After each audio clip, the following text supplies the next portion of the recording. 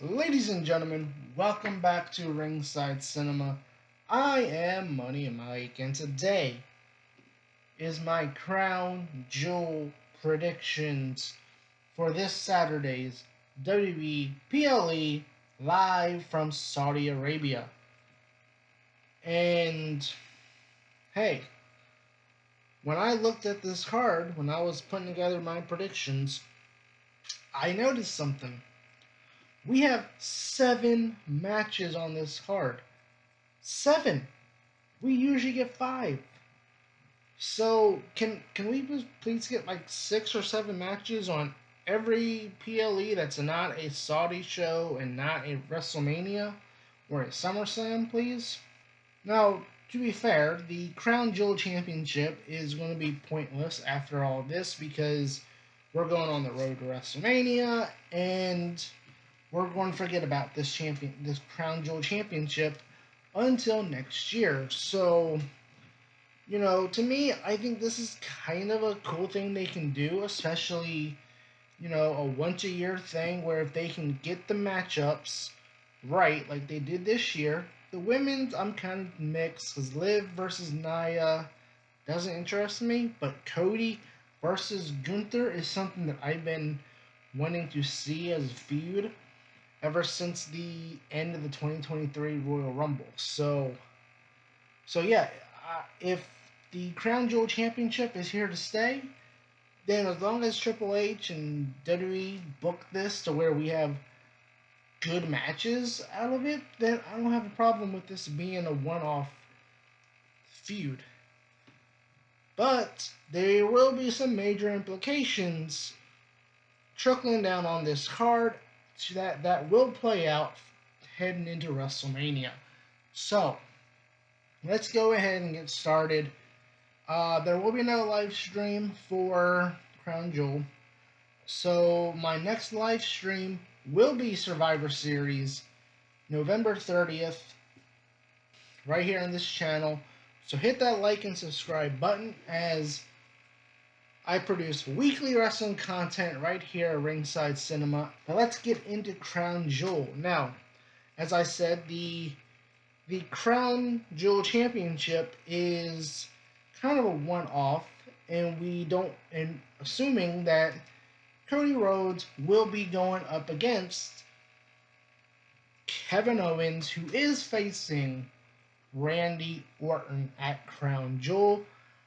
Obviously, we've seen over the last couple weeks Kevin Owens, Cody Rhodes, Randy Orton. They've all kind of trickled. They were a tag team. Now they're fighting, and Kevin Owens attacked Cody Rhodes after Bad Blood. So yeah, a lot of things going on within SmackDown with the Undisputed WWE Championship, and Kevin Owens and Randy Orton, I think, are going to play a huge role into that going into WrestleMania season. At least Randy Orton. At least I'm hoping. But as far as this match goes, I think there's a chance that Kevin Owens wins cleanly, but I don't see that happening. I think it might be a disqualification win for Randy Orton.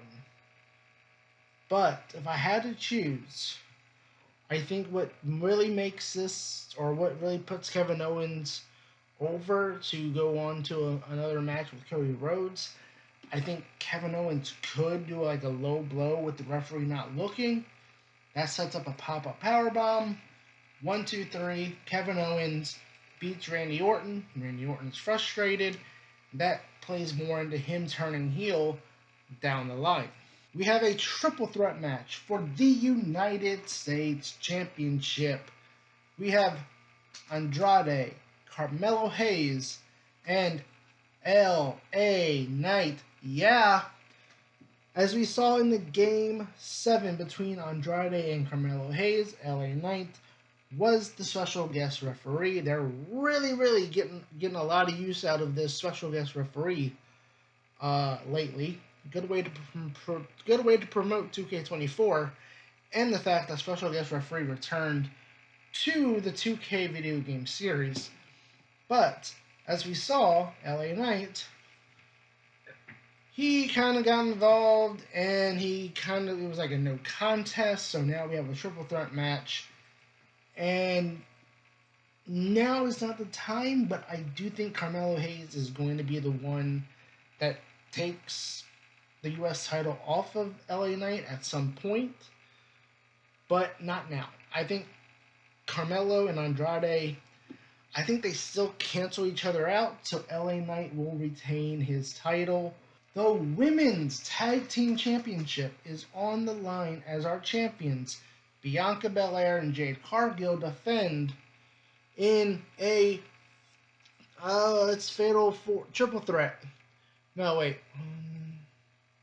Fatal four way. I got this right. Fatal four-way match.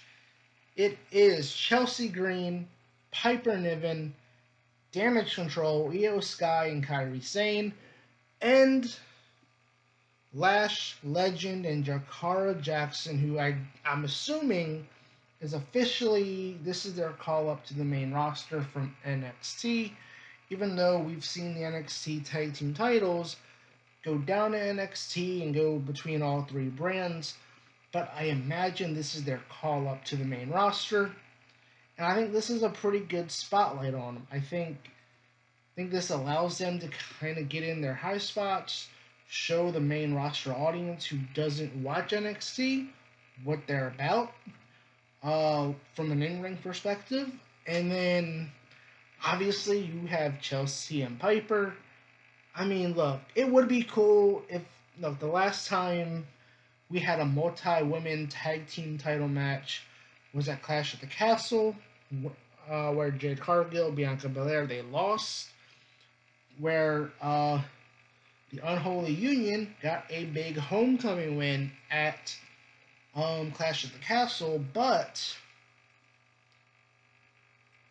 how cool would it be if Vancouver's own Chelsea Green walked into Survivor Series in Vancouver with the Women's Tag Team Championship?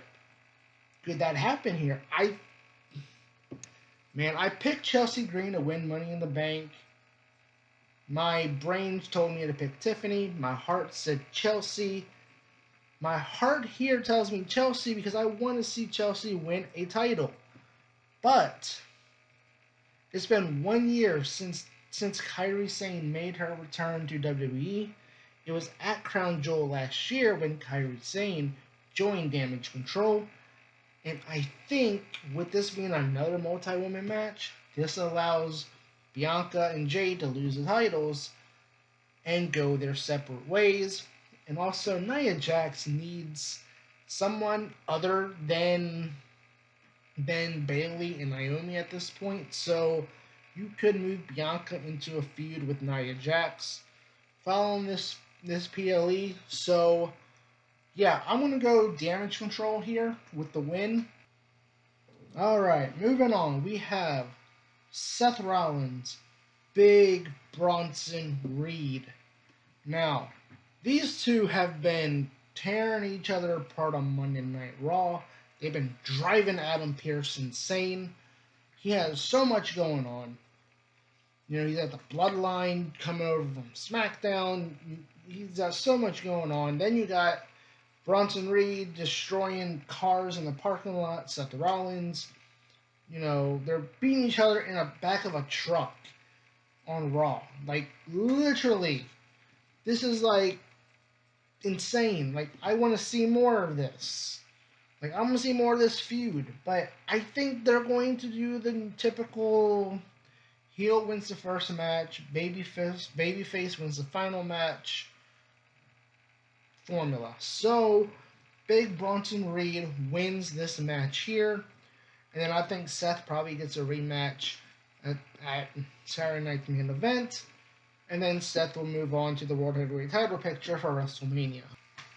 Next up, we have Liv Morgan and Nia Jax for the women's crown jewel. I mean, it's the same belt. I don't know how this is going to work, but it's the same belt. Liv Morgan, Nia Jax. To me, okay, to me, I will talk about this. Maybe I don't know. I'll I want to wait and see what happens at Crown Jewel first.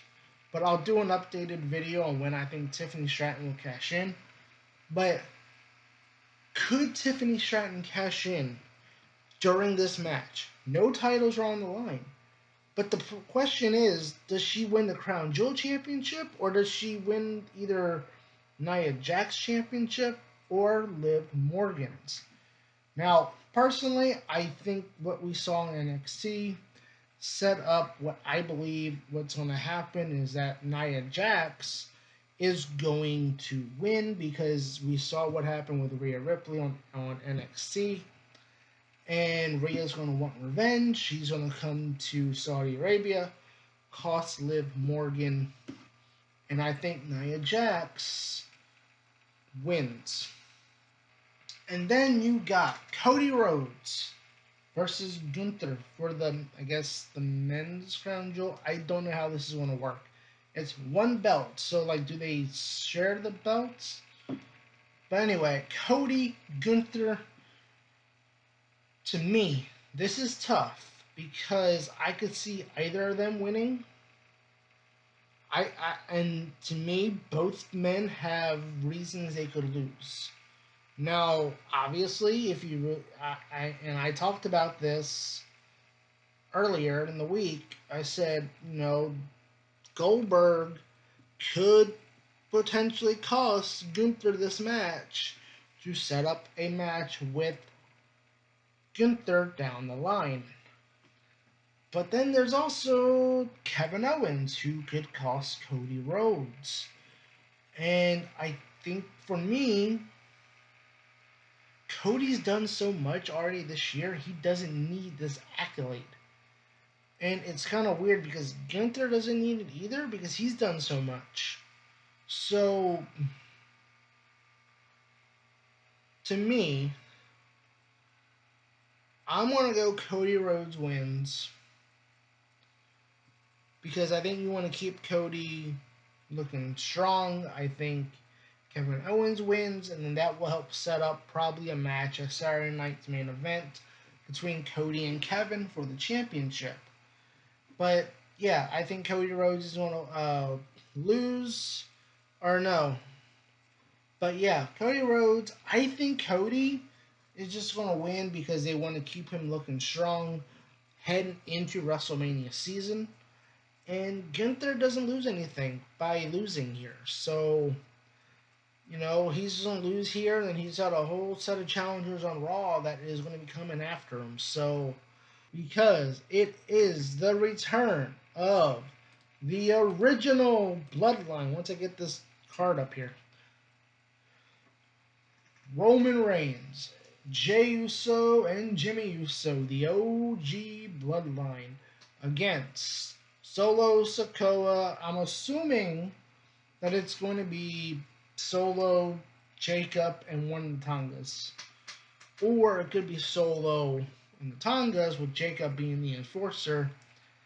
But either way, I think Roman and the OG Bloodline win. I think they need.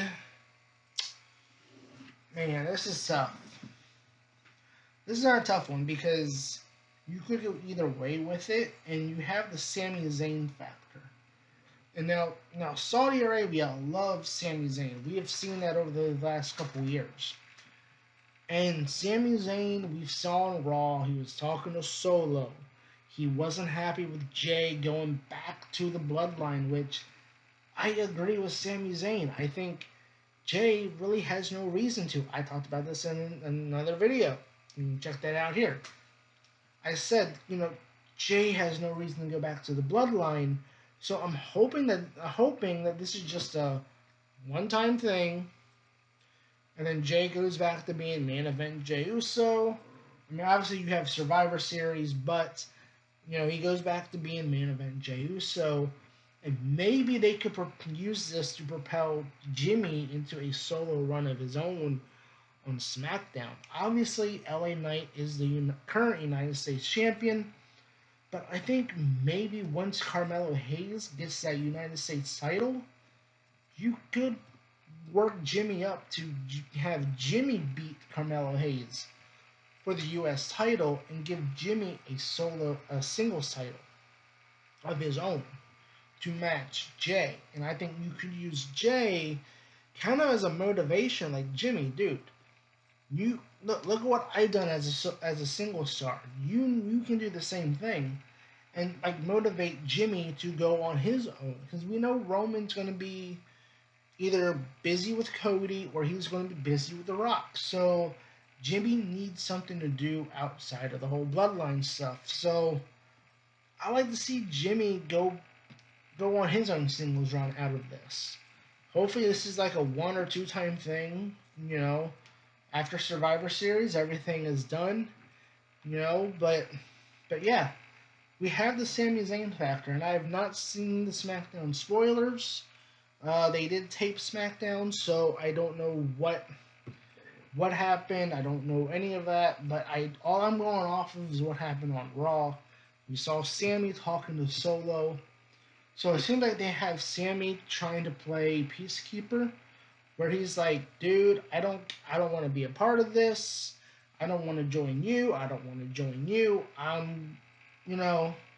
So Sammy to me is kind of like, hey, I'm not. I don't want anything to do with this. Like he's trying to understand. He's trying to understand it. And on the flip side of things, when Sami Zayn does flip and join up with the original Bloodline for War Games, I could see this leading to a Kevin Owens, Sami Zayn feud for WrestleMania because Kevin Owens seeing Sammy join with the Bloodline again will probably drive him insane like it did with Cody Rhodes teaming with Roman Reigns. But I am picking the OG Bloodline here to win, even though I do think Solo and them need it more. But I am going to have them win because Sami Zayn ends up picking a side, and he sides with the original Bloodline to set up War Games. And top to bottom, this card looks absolutely amazing. Let me know in the comments below, what do you think is going to happen at Crown Jewel? Do you want to see the original Bloodline win, or are you Team Solo? Do you want to see Cody win? What about Gunther? Comment below. And as always, I've been your host, Money Mike, and you've been watching Ringside Cinema. Lights down, time to go. Cheers for heroes we know. Ringside forever bold. Wrestling never gets old.